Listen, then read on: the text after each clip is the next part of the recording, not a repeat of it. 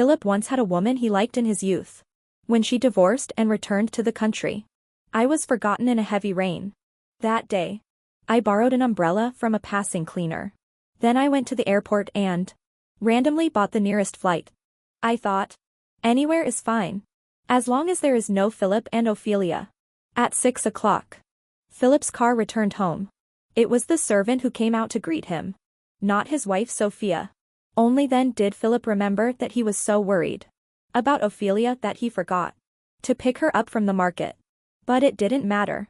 His wife had a gentle temperament and would never get angry over such a small thing. At 7 o'clock, the rain stopped. The sky was very dark. Sophia still hadn't come home. Philip began to feel an inexplicable anxiety. He called her 3 times. The first time no one answered. The second and third times, he couldn't get through anymore. The heavy rain came suddenly, and it seemed like the sky turned dark in an instant. I ran somewhat awkwardly to the eaves by the roadside to take shelter from the rain. I looked blankly at the pouring rain. An hour ago, Philip said he would come to pick me up and take me home. But now, he was still nowhere to be seen. The girls taking shelter from the rain around me were gradually being picked up. Their boyfriends or husbands try their best to tilt the umbrella over their heads, carefully protecting them. I think Philip must be carefully protecting Ophelia like this at the moment, the woman he liked when he was young. Later, they missed each other due to a twist of fate. I heard she suffered a lot of grievances after marriage. During the 3 months of the divorce lawsuit, Ophelia's mother passed away. Philip often worries so much that he can't sleep at night, sighing deeply. And today is the day when Ophelia has finally succeeded in getting a divorce and is returning home. In the morning, Philip took a shower and changed into a newly tailored suit. The tie he wore had a subtle mandala pattern. After marriage, I took care of all his needs. But that tie wasn't bought by me. The rain fell endlessly, as lively as frying beans. Yet my heart suddenly felt calm. Hello. I smiled and waved at the passing cleaner. The newly bought seafood was exchanged for her old umbrella. Seeing her so happy, I couldn't help but smile too. The umbrella is very old, yet it can still shield from wind and rain. Better than a man who never arrives. I walked out of the market and casually hailed a taxi by the roadside. When I got to the airport, I realized I had nowhere to go. I only have a grandmother left. But if I go to her, she will know that I must have been wronged. In the end, I randomly bought a ticket for the nearest flight. I thought, anywhere is fine, as long as there is no Philip and Ophelia. In 3 years of marriage, Ophelia filled my life like air, silently and invisibly. I can't endure it any longer. Just as I was about to board the plane, my phone suddenly rang. The call was from Philip. I thought for a moment and didn't answer. When the ringing stopped, I added his number to the blacklist. Philip came home at 6 o'clock. When the car came to a stop, only the servant came to greet him. He paused, and after taking off his coat, he didn't hand it to the servant, but draped it over his arm instead. Where's Madam? Madam hasn't returned yet. Philip stopped in his tracks. It was then he remembered that Sophia had spontaneously decided to go to the market to buy fresh produce. He said he would pick her up to go home together, but Ophelia fainted from crying in front of her mother's grave. He hurried to take Ophelia to the hospital and forgot about picking her up. Philip glanced at the pouring rain outside. He felt a faint sense of guilt. Would Sophia be angry? But as soon as this thought emerged, Philip shook his head with a smile. He had never met anyone with a gentler and more generous nature than his wife. She would never get angry over such a small matter. Sir, I see you've been caught in the rain. You should hurry upstairs and take a hot bath. The servant whispered a reminder. Philip nodded. If Madam returns, tell her I'm upstairs. He went upstairs to take a hot bath. Yet, for some reason, he felt a bit uneasy during the bath. Coming out of the bathroom, he felt a bit congested. He wanted to take a cold medicine, but couldn't find the medicine box. Philip looked at his watch. It was almost 7. Sophia still hadn't returned. The rain outside seemed to have stopped, but the sky had grown darker. He took out his phone and called Sophia.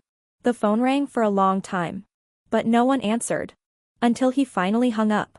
Philip frowned slightly. Which was something that had never happened before. Sophia would never miss his call. Maybe the heavy rain caused a traffic jam. Or there was a minor accident on the road. Philip felt his heart suddenly tighten. He quickly made a second call. But the phone that could be reached just now was now unreachable. His frown deepened. And his expression gradually turned cold. Yet he still patiently made a third call. It was still unreachable. He stood holding his phone for quite a while. Then he casually checked online. It turned out that in his situation, he had been blacklisted by the other party. Philip laughed in exasperation. He felt he should take back the words. I've never met anyone with a gentler and more generous nature than my wife. When the plane landed in that unfamiliar city, it was already late at night. As the signal returned, new messages started coming into the phone one after another.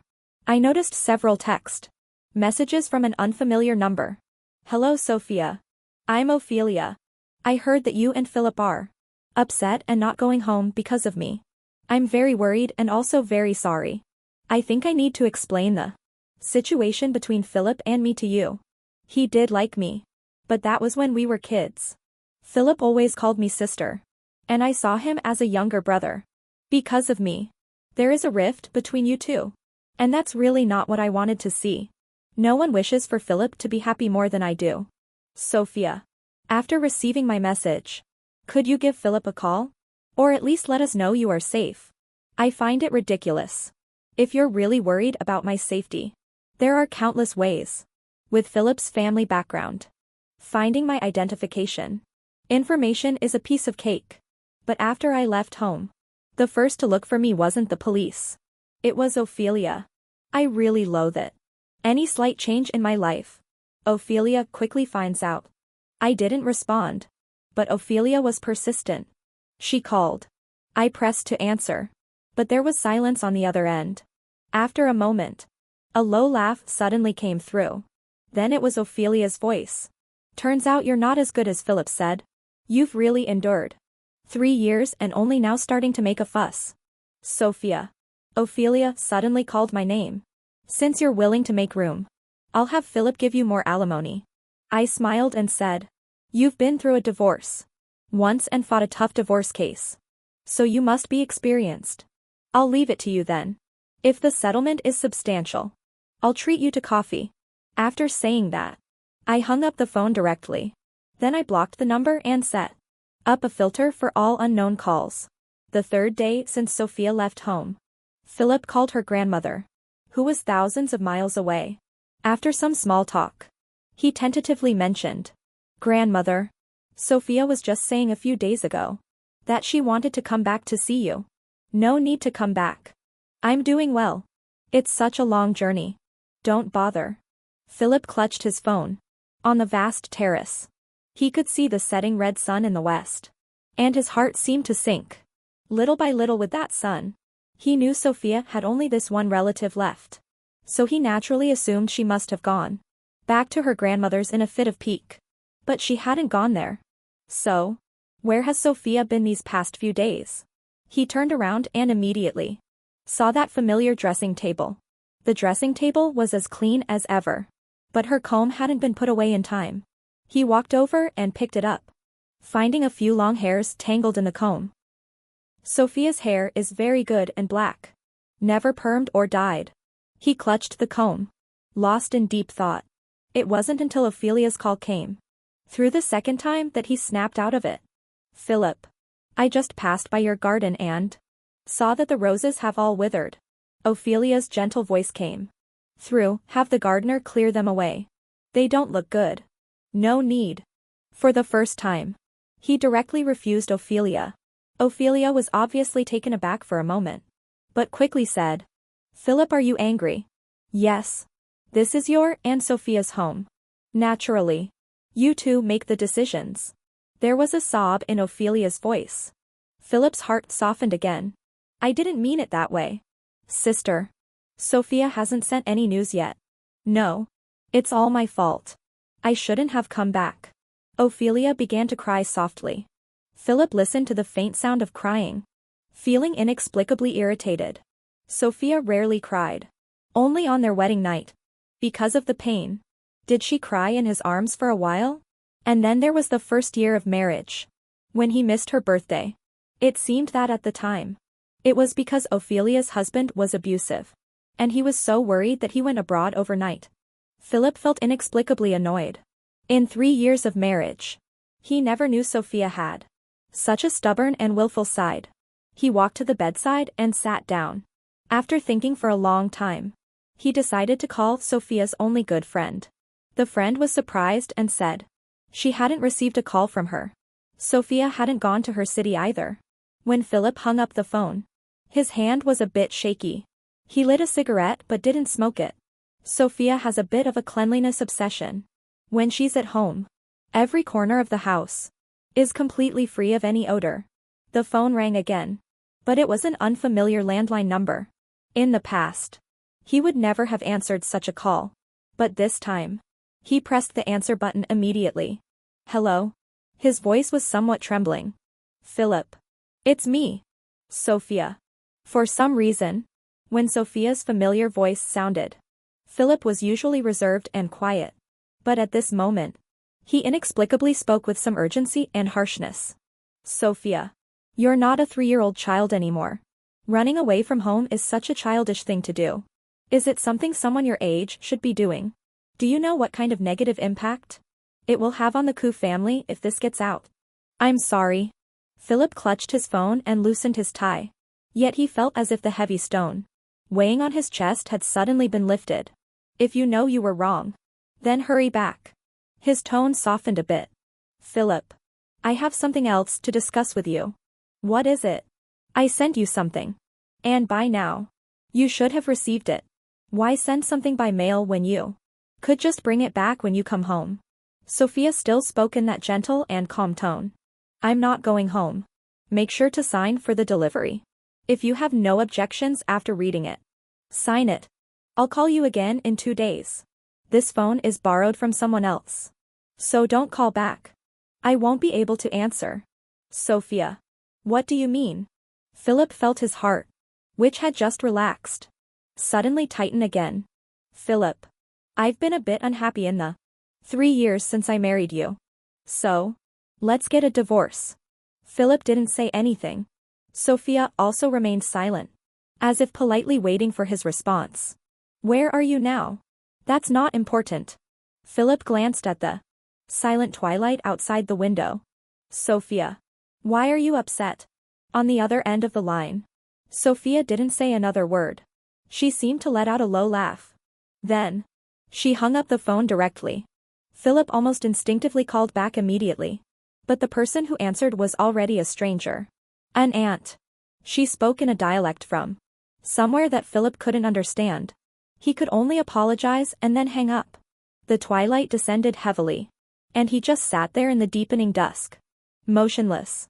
After 3 years of marriage, Sophia was like a cup of warm water always at 45 degrees. She never got angry. Never lost her temper.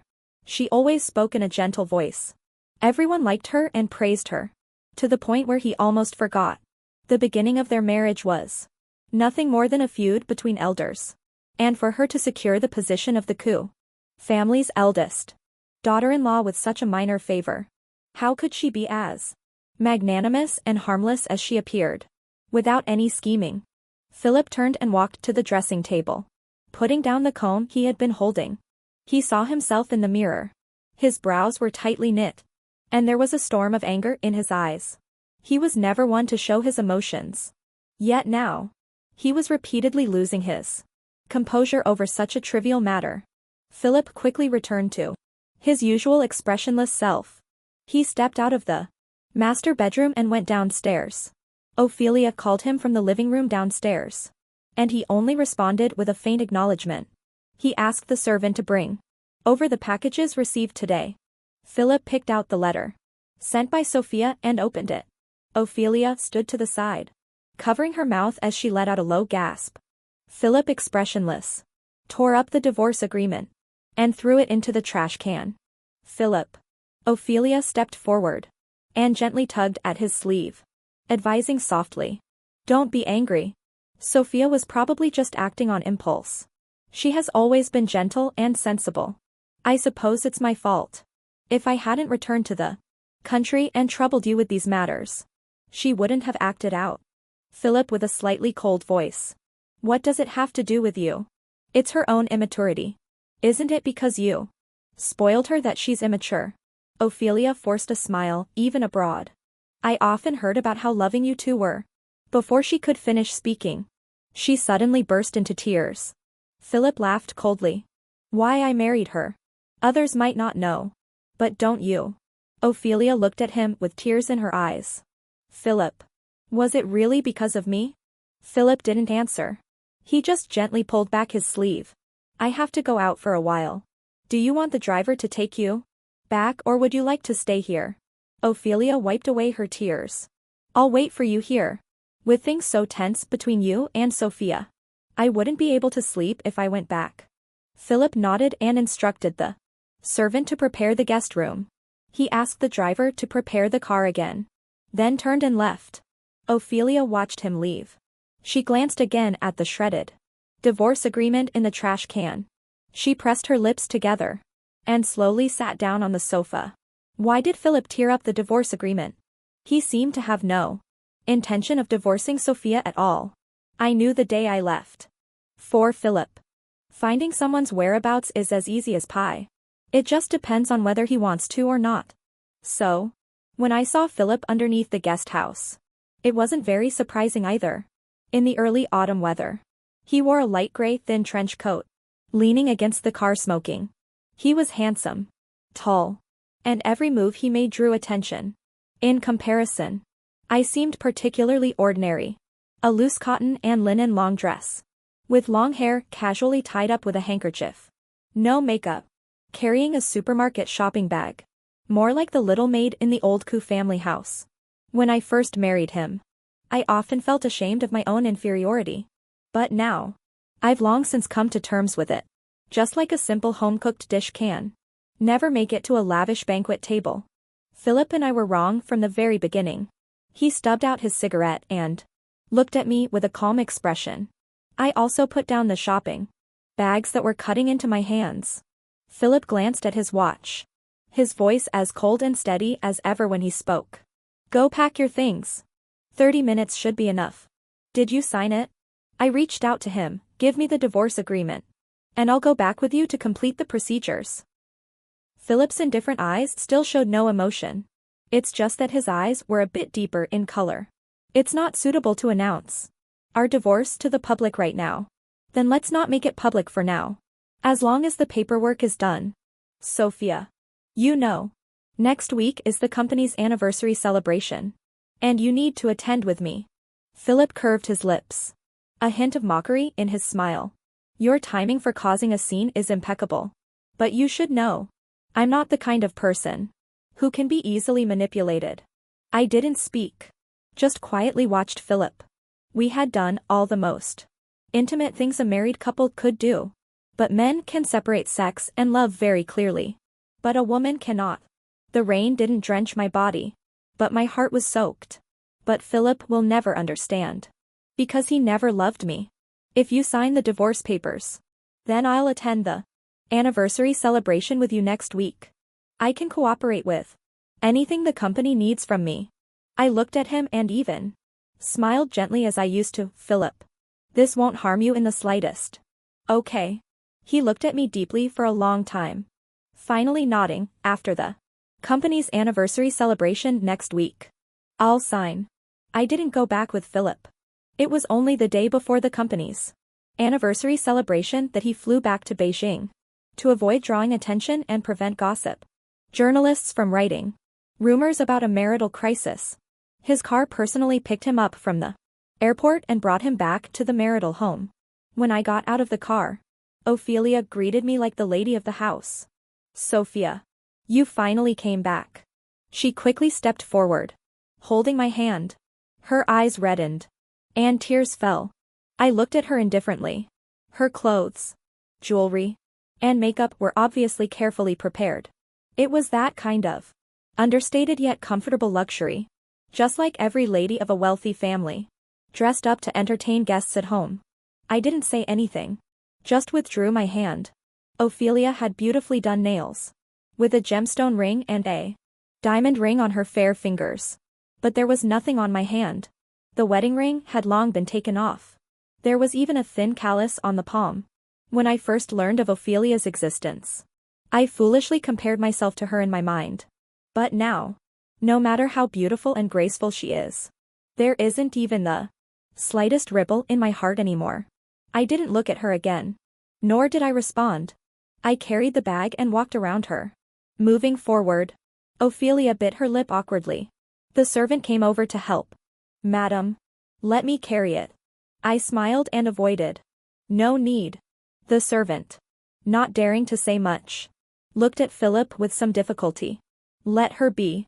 Philip withdrew his gaze and walked towards the main building. But I didn't return to the main building with him. Instead, I went to the guest annex. Sophia. Philip finally got angry. Perhaps because I did this. In front of a bunch of servants. It really embarrassed him and Ophelia. I didn't stop. Nor did I respond. I have no desire to communicate with Philip. Now I just wish the anniversary celebration would end smoothly soon. Then, our marriage can also end quickly. When Philip and I entered the banquet hall arm in arm, the atmosphere was at its peak. He was like a gentle and considerate husband. And I, as always, was the gentle and virtuous wife everyone praised. While exchanging pleasantries with others, he held my hand tightly. From time to time, he would turn his head to glance at me. His expression gentle. I would also lower my head and smile. But in the past, that smile was a genuine expression of shy happiness. Now, however, he wears a mask. I despise this version of myself. And I loathe him like this too. I just hope it ends sooner. But by the end of the banquet, a dish of sashimi was placed in front of me. A faint fishy smell wafted over. And suddenly my stomach churned violently. I stood up abruptly and rushed to the restroom, vomiting until I was dizzy. As I got up, everything went black and I fainted. When I opened my eyes again, I was already in the hospital. Too many people from the family came. And Philip was sitting by my bedside. He held my hand. With a rare joy on his face. "Sophia. Do you know? You're pregnant.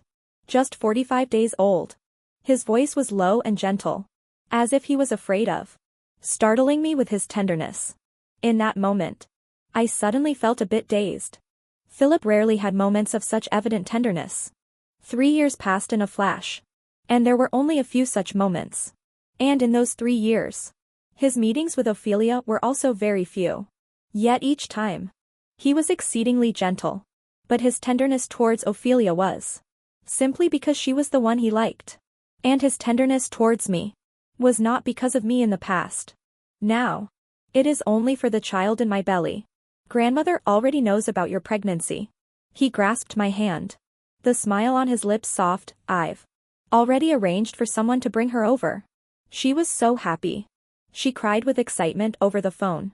I lay on the bed and suddenly started to cry too. For 3 years after the wedding, I didn't get pregnant, which was a worry for grandmother. But grandmother never knew that I wasn't pregnant because Philip said he didn't want children. He wanted to enjoy a few years of just the two of us. He was always very careful about contraception. But why is he so happy about it now? After the family left, the hospital room quieted down. Philip brought me water. "Don't bring up the divorce again. Take good care of yourself. And focus on your pregnancy." I pushed away the warm water. "I don't want this child." Philip's face showed no emotion at all.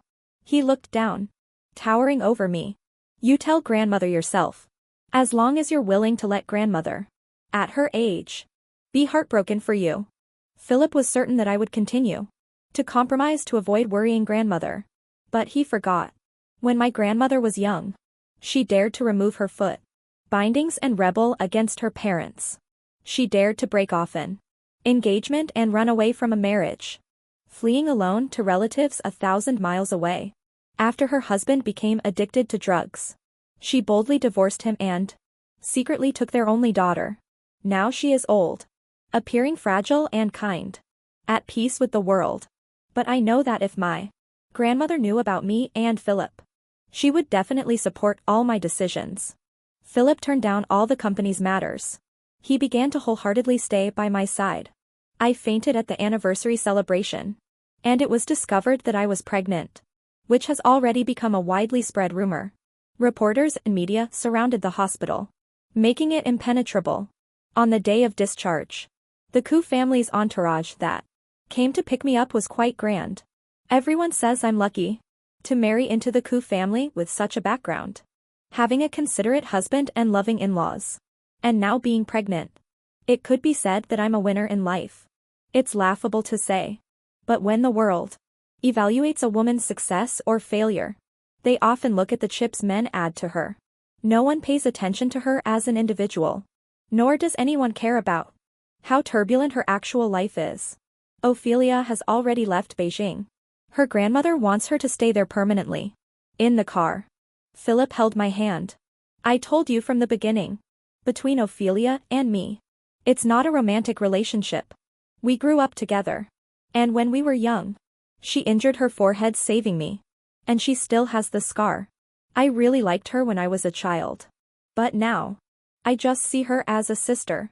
Sophia, you really have no reason to fuss over such a small matter. However, since it bothers you, I will be more mindful in the future. I won't meet with Ophelia privately anymore. Nor will I have any other interactions with her. Philip gripped my shoulder, trying to pull me into his arms. Let's end this here. We have a child now. Let's live well as a family of 3. Actually, at that moment, I almost believed it. I've heard that when a woman is pregnant, she secretes a certain hormone. That hormone makes her reluctant to harm the tiny embryo inside her belly. These past few days, I've been conflicted, tangled, and shaken. Grandmother also told me, a husband can belong to someone else, but a child is always your own. Honestly, at that moment, I had the thought, perhaps discovering the pregnancy at this time is a chance given by heaven for Philip and me. No woman wants to kill her own child with her own hands. I'm no exception. But just as I was wavering, Ophelia found a way to contact me. Do you know why Philip suddenly stopped using contraception 6 months ago? I was taken aback. It did seem to start from that time. Philip no longer deliberately used contraception. Because, at that time, I decided to get a divorce. You're probably thinking that since I decided to divorce, Philip should have been more careful with contraception. Ophelia laughed suddenly as she spoke. Her laughter was somewhat piercing, yet somewhat desolate. Sophia, I cannot bear children. If I could have children, why would Philip have compromised to marry you in the first place? So, do you know how your child came to be? He was only fortunate enough to come into this world to pave the way for me. I shouldn't have told you this now. I should have waited until the fruit was ripe and fell to the ground, when the child was born. But Sophia, her voice carried a destructive jealousy. I regret it. I would rather destroy this path than have you give birth to Philip's child. I sat there, feeling cold all over. That chill seemed to spread instantly, from the soles of my feet to my entire body. Yet I didn't cry. Instead, there was an inexplicable sense of relief. I clearly sensed it. All the emotions and ties to Philip were let go completely. Just like that. Have you ever thought about what if I insisted on having this child? That's not your character. You seem gentle, generous, patient, and tolerant. But in your eyes, there's no room for even a grain of sand. I suddenly laughed. Ophelia, thank you for telling me this. Sophia, don't hate me. I just love him too much. You know, love is always selfish. Blind. I didn't speak. Ended the call. Stood up. And walked to the window. In the garden at dusk, the roses were almost all withered. A gust of wind blew. And the last one on the bare branches fell into the soil. The flowers have fallen. The dream should also be completely awakened. The day Philip last sat down to have dinner with Sophia, she was wearing a light green dress. That dress looked somewhat familiar. He thought for a moment before he remembered. When they first met, Sophia seemed to be wearing a similar one. At that time, he had failed in his struggle against the family. Ophelia, heartbroken and in despair, married far away in a foreign land. He went to meet Sophia, trying to find an excuse to dismiss her. But the unbearable and cruel words. He only managed to say the beginning. Her eyes turned red. Philip had never seen a girl shed so many tears. Her eyes were large, and those tears gathered in her eye sockets. It took a while before they fell in a stream. She choked and said, "I'm sorry. I'm sorry. I really didn't know you were forced to come see me. I'll go back and tell my family elders to annul our engagement." She cried in embarrassment because of his harsh words.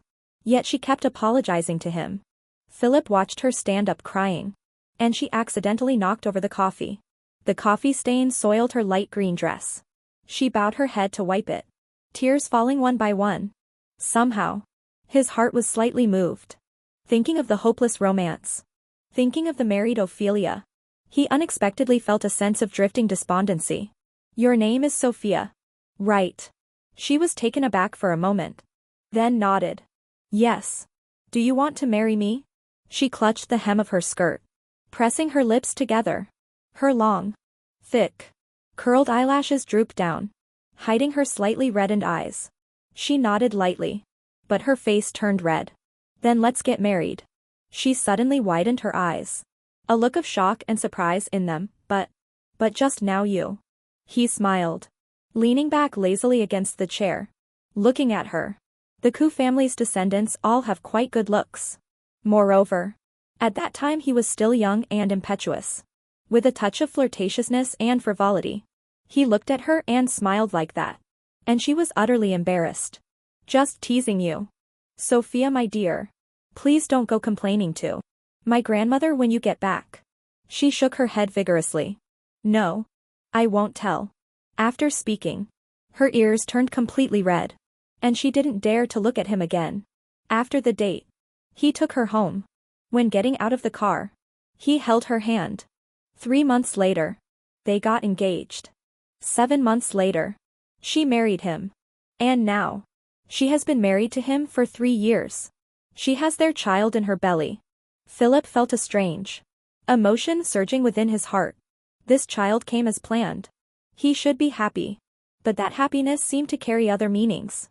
These days, he often can't help but think, will the child be a boy or a girl? Of course, it would be best if it's a boy.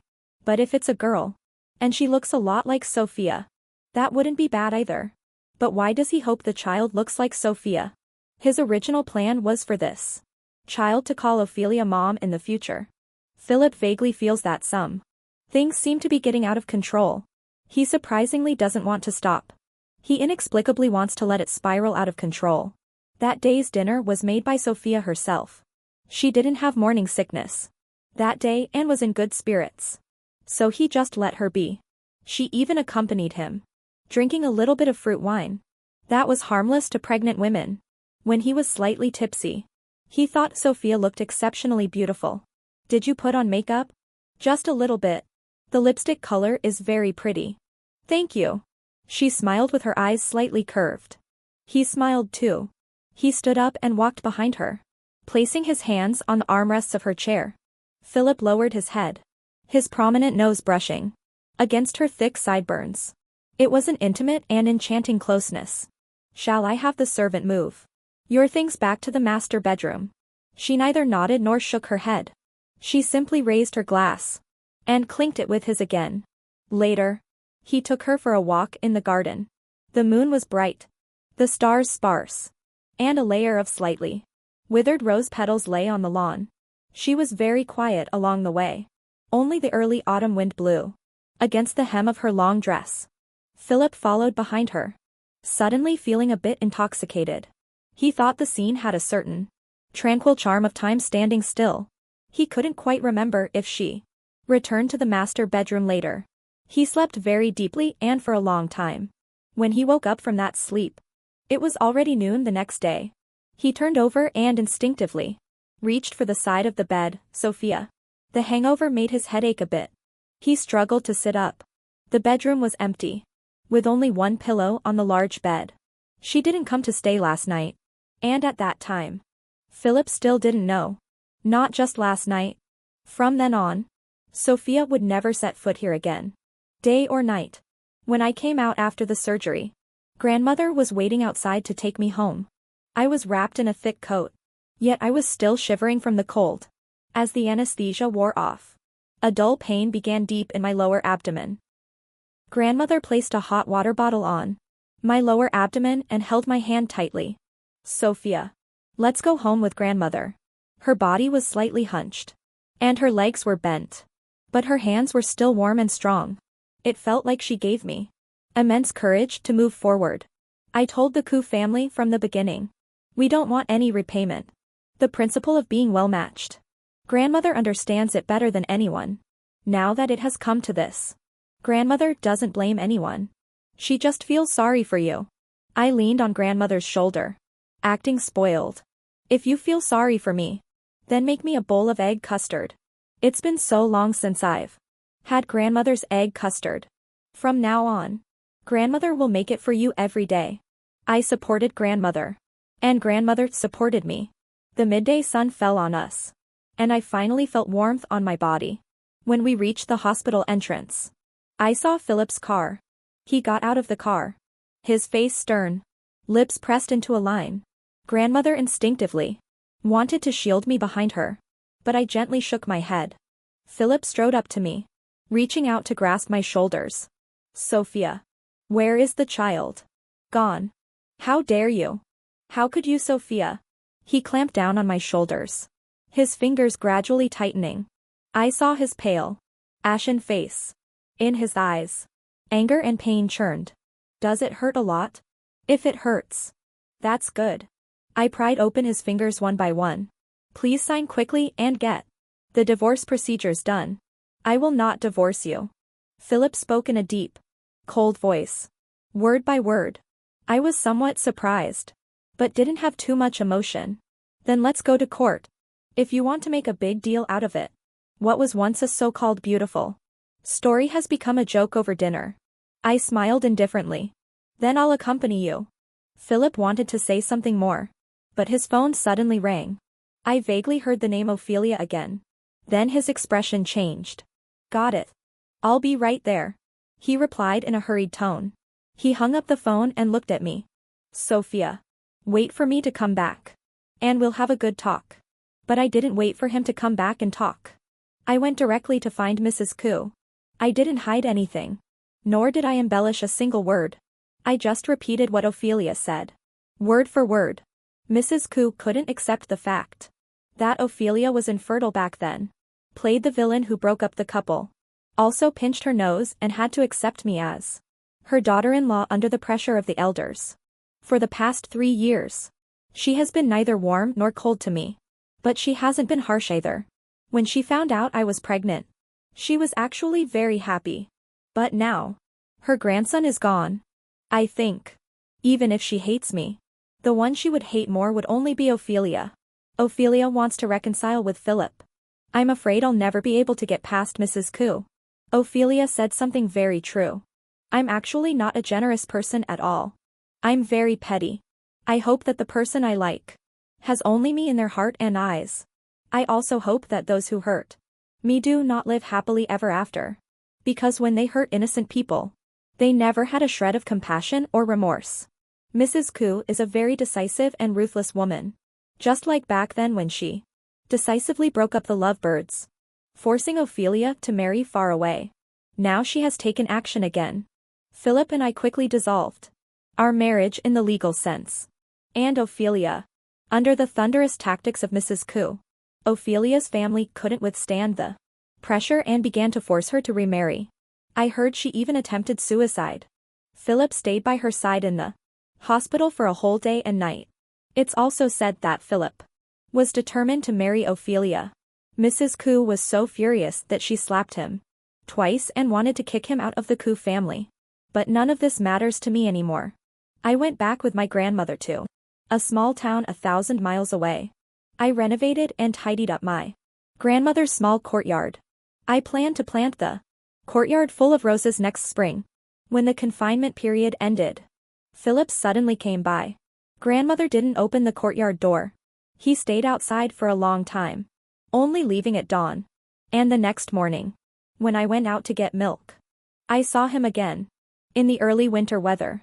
He was only wearing a thin coat, while I, afraid of the cold, was wrapped in one of grandmother's cotton robes.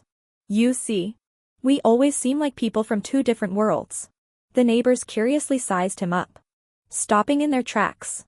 After all, in our small county town, it's rare to see such a handsome and affluent gentleman. But I only glanced at him once before looking away. In my youth, I was attracted by his appearance and foolishly married him without hesitation. But after all, marriage is like drinking water. Only you know if it's hot or cold. I chose this path myself. And I accept it. I've come to terms with it. Philip also didn't speak. But he followed me all the way. I got the milk, bought breakfast, and turned back. He followed me all the way, until I reached the gate of the yard. Sophia. He finally spoke, calling my name. I didn't stop. Pushed open the gate, went in, and turned to close it. Philip stepped forward and reached out to stop it. Sophia. Ophelia is getting married next spring. When I grew up, it seemed like I never lost my temper with anyone. Not even when I had arguments with people. But this time, I suddenly lashed out.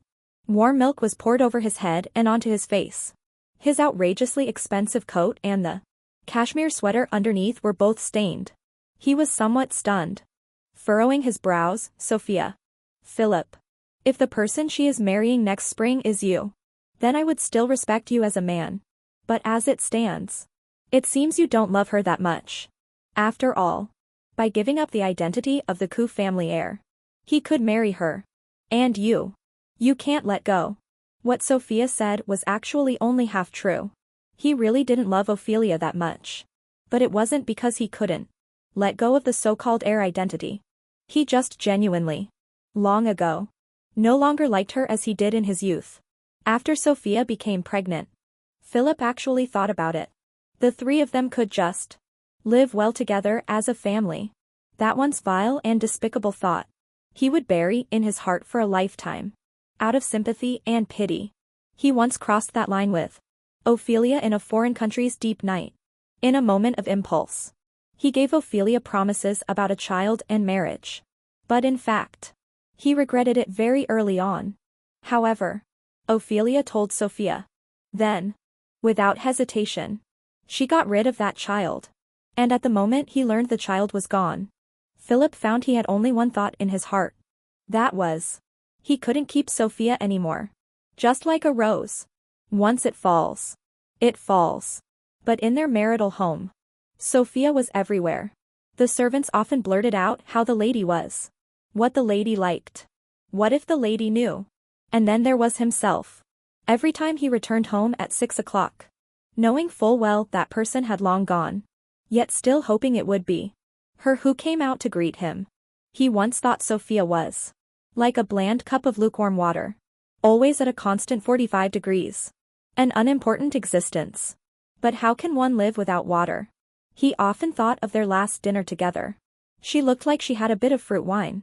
The color of the lipstick she wore that day was beautiful. He often wondered what would have happened if he had held her hand during their walk. He hugged her from behind. He softly called out, "Wife." Would she have softened and given him another chance? He also often wondered what if he hadn't forgotten to pick her up in the heavy rain that day. He appeared in front of her just in time. Would the ending of the story have been completely rewritten? But talking about these things now holds no meaning. He can only tell himself to look forward. Sophia is still single. Sophia has rejected many suitors. Sophia was, after all, very much in love with him back then. He would visit her 2 or 3 times a year. But on his 9th visit to her, the same story played out again. But the protagonist of that story was no longer him. The rain that day was heavy, just like the time he forgot to pick her up. But this time, the protagonist did not make the same mistake as he did. In the pouring rain, the man's car stopped steadily in the rain. Sophia stood under the eaves to shelter from the rain. Seeing the car coming, she wanted to run over and get in. But the man waved his hand repeatedly to stop her.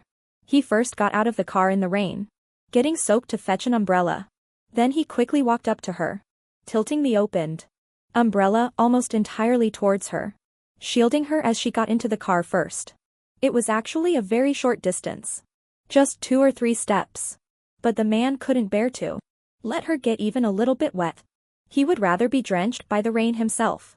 Philip sat in the car like that, staring blankly at the scene. The wipers swung back and forth rapidly. The entire world was almost swallowed by the heavy rain. The car carrying Sophia sped away, never to be seen again. And that heavy rain from years ago. The heavy rain when he forgot Sophia.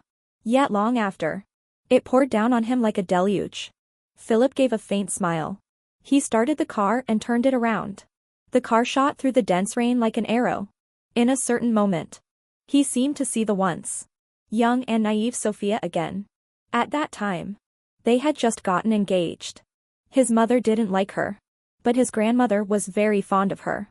During the engagement, the grandmother had advised her, "Sophia, if Philip bullies you, come and tell grandma, and I'll stand up for you." So back then, every time she was teased by him until she was shy, she would always say, "I'm going to tell grandma." He couldn't help but chuckle. He thought again of their wedding night. She cried from the pain, and he held her, comforting her, jokingly saying, "Why aren't you saying you're going to tell grandma now?" She cried and laughed, then angrily lunged forward and bit him.